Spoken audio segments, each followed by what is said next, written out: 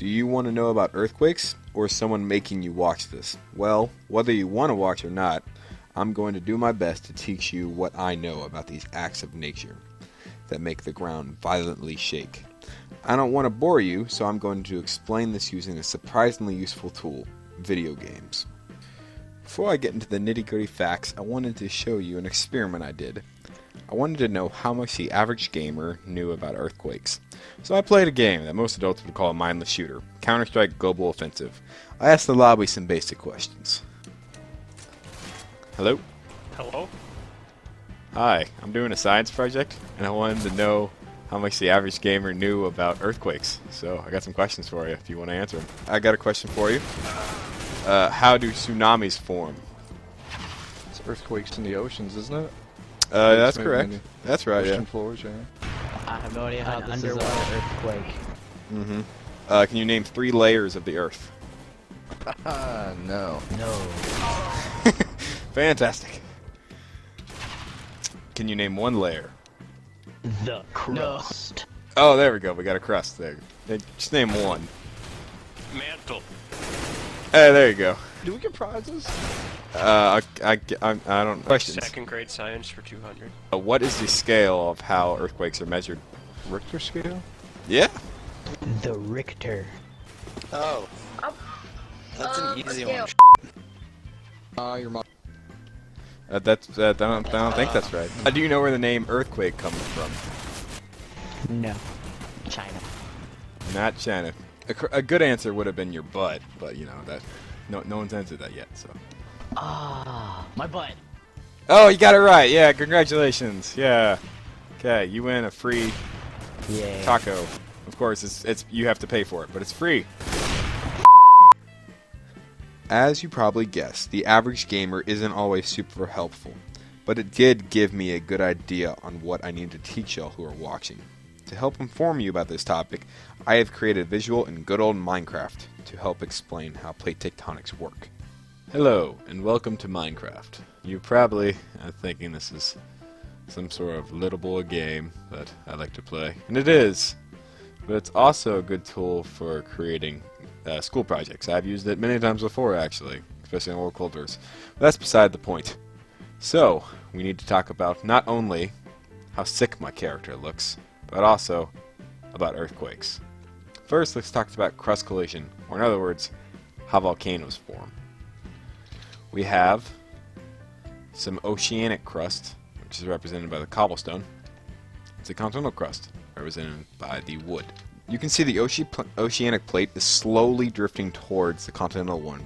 In reality, they would be moving towards each other, but I had some issues with that, so just use your imagination.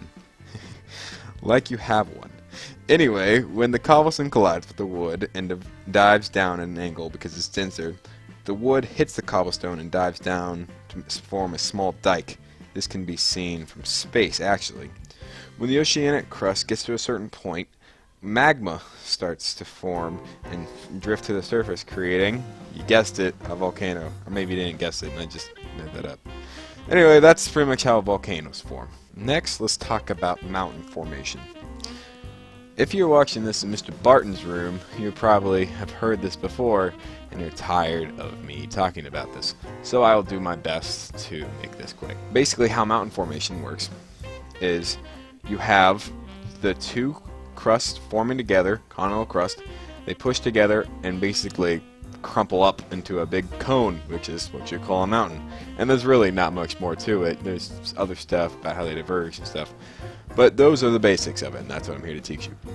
And lastly, let's talk about earthquake formation.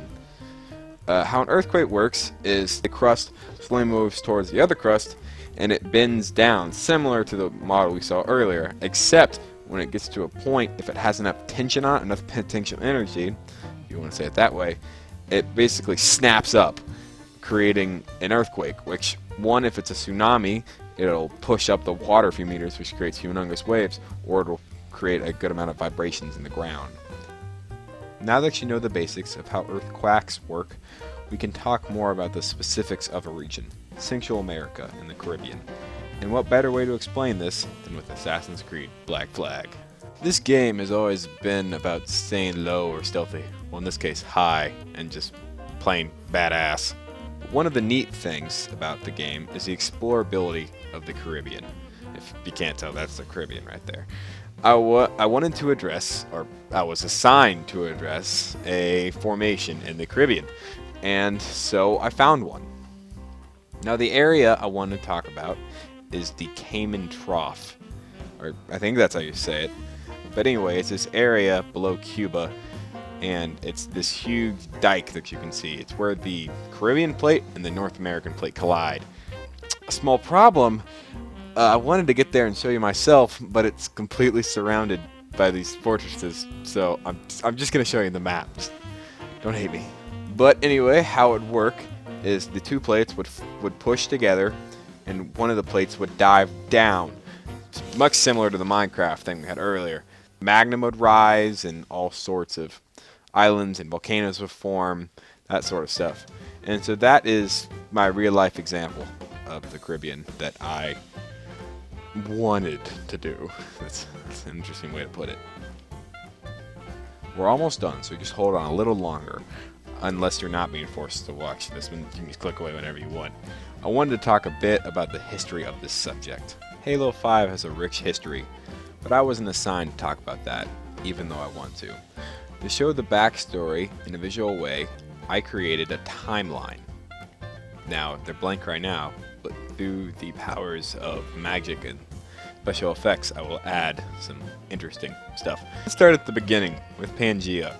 This supercontinent formed about 270 million years ago and broke apart roughly 200 million years ago. If you don't know what Pangaea is, it was the OG continent. As I said, about 200 million years ago, Pangaea split apart into the continents we know today. Now they split into different directions, and if you actually reverse the timeline, you'd be able to see how the plates would drift together. You can also look on the formations of the continent themselves, and you can easily see the indentations that different continents were making each other. Now let's talk about how the Caribbean came to be. Now the Caribbean plate is between the North American plate and the South American plate. It formed with the North and South American plates drifting apart when Pangaea was separating. This created a gap between the two plates known as the Caribbean. The top of the Caribbean plate is, of course, at the bottom of Cuba, as we discussed earlier. And the bottom is, I believe, at the top of South America. It would have started to look like it is nowadays around 100 million years ago or so. It drifts about 10 centimeters a year. And that's it. I hope you learned something, besides of how much a nerd I am. All my research and sources are linked in the video description. So, Mr. Barton, yeah, I think you're the only one who's really going to want to go check that out. So yeah, thanks for watching.